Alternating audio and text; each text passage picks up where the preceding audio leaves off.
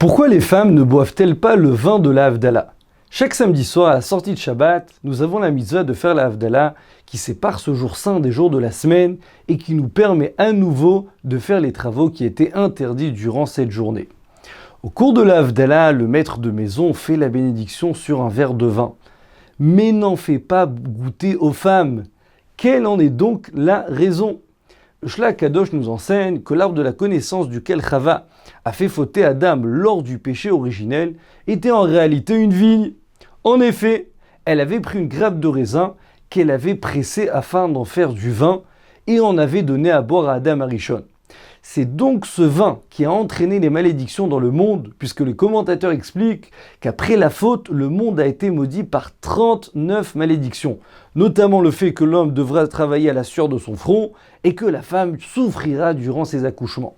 Or, Shabbat est un jour entièrement saint, au cours duquel nous retrouvons quelque part le même niveau que nous avions avant la faute d'Adam et Chava. Ce n'est d'ailleurs pas par hasard qu'il y a 39 travaux interdits d'ombre identiques à celui des malédictions venues à la suite de cette faute. Ainsi, à la sortie de Shabbat, nous perdons de nouveau cette spiritualité et retombons dans les jours de la semaine malheureusement maudits. De ce fait, puisque la femme est à l'origine de la malédiction de travailler et que la Havdalah nous permet de nouveau ce travail, elle nous ramène en quelque sorte la malédiction dans ce monde. Le vin, étant à l'origine des malédictions causées par la femme, peut donc être une accusation contre elle si elle en venait à en goûter pour faire sortir le Shabbat. Une autre raison évoquée est qu'Adam et Chava avaient fauté le vendredi juste avant l'entrée de Shabbat, mais n'ont reçu leur punition qu'à la sortie de Shabbat, qui est un jour de repos, même pour les fauteurs, et durant lequel Hachem ne punit personne.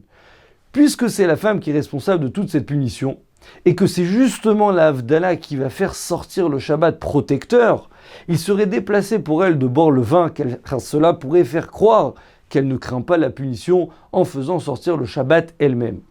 De ce fait, la tradition veut que la femme ne participe pas à la Havdalah de manière active en buvant le vin, mais seulement passivement en l'écoutant. Nous voyons de là que chacune de nos coutumes a une base solide et que nous ne devons donc jamais en mépriser aucune bracha v'atzlacha.